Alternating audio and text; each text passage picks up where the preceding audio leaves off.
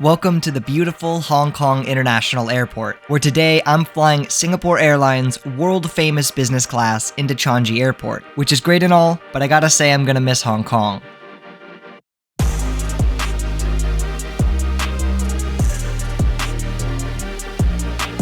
Okay, back to reality. I seem to have a habit of arriving to airports way too early, even before the check-in opens. Fortunately, everything was quick and efficient, so we had plenty of time to visit the newly opened Sapphire lounge, which was surprisingly good and much better than the Plaza Premium business class lounge I was invited to. There's a ton of natural light and great views of the tarmac.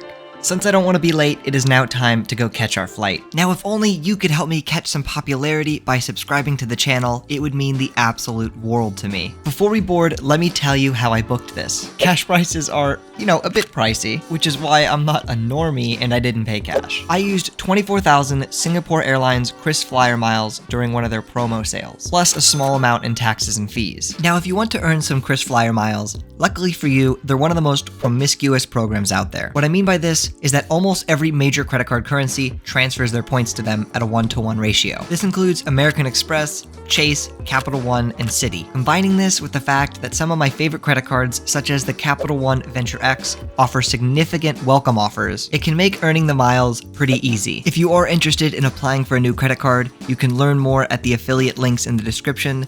Just please do your own research first. Okay, so where are we sitting on this plane? Originally, we had selected seat 17A, which is just a standard window seat. However, I was extremely lucky to find that seat 11K was open at check-in. This is so significant because seat 11K is a bulkhead, and for Singapore Airlines business class on this aircraft, the bulkhead is so much better. Instead of having to awkwardly angle your feet into a weird corner when you're laying down, you have a full, wide open space in front of you, much more akin to a first class seat. If you're flying Singapore Airlines 777 business class, I highly recommend trying to get a bulkhead. Okay, now the moment you've been waiting for. It is now time to board via our exclusive jet bridge.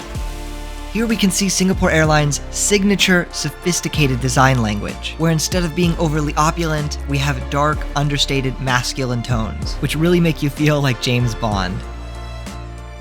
Sadly, no individual air vents, but the cabin was at a comfortable temperature. Due to the bulkhead, you can see that we have juicy, unobstructed legroom. There's one of the best personal light designs I've seen, with a variety of easy-to-activate options. To our right, there's a storage cubby which is holding the headphones, which I didn't get a chance to use, but they looked very high quality. Seat controls are located on our left and have everything that you could need. I personally enjoyed the dedicated leg rest. You'll have no issues charging your devices, given that there's a universal power outlet and 2 USB ports. Next to this, we find a cubby to put your stuff. The storage in the seat is fantastic.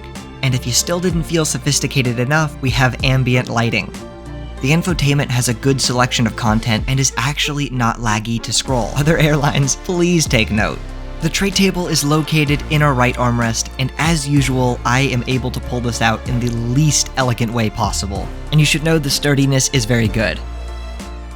The amenity kit is by Penhaligons, and for the life of me, I could not get it open with one hand. It's a lot harder than it looks. And it's very impressively stocked considering how short this flight is. This is better than ANA's long-haul amenity kit. I am very happy with this seat. Great job, Singapore Airlines. It is now time to hurtle down the runway, taking off into this spectacular Hong Kong skyline, bound for Singapore. The cabin crew immediately start service by asking what I would like to drink and bringing out some warm nuts. And don't we all prefer having our nuts warm? Seriously though, these were very good. They then bring out some hard-boiled egg salad, and very critically, the garlic bread.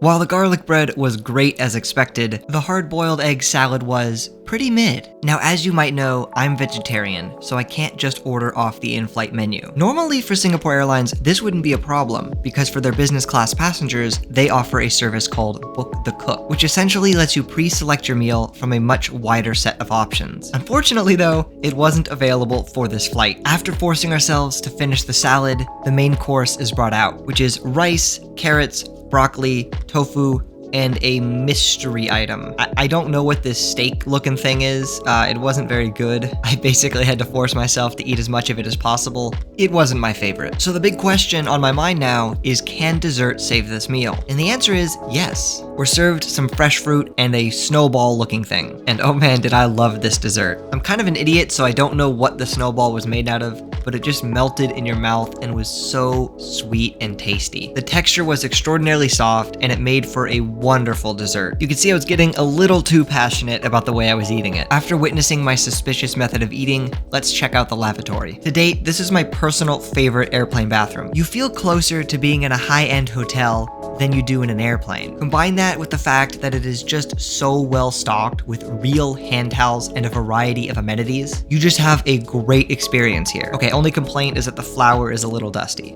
As always, despite me not being tired at all, we gotta check out the bed. And I was phenomenally impressed here. Unlike most business class seats that recline into a bed, here the back of the seat actually folds down, and this is much better for the comfort level, because instead of having the weird contours of the seat, it's much more like a flat surface. And because we have that sweet, wonderful bulkhead, we don't have to put our feet awkwardly into a cubby in the corner. The bedding provided is also wonderful, again in that dark, understated, relaxing theme, where it's almost like you're sleeping in a nice, comfy armchair in a library. While my flight is only about 4 hours today, I would be happy in this bed even if I was flying ultra long haul. Now we begin our descent into Singapore. I had my GoPro on the window to film the landing, but I was asked very nicely by the cabin crew to not have it there. So my phone footage will have to do instead. Look at that, a beautiful Singapore Airlines A380. I really want to fly their first class suites product on that. Maybe one day.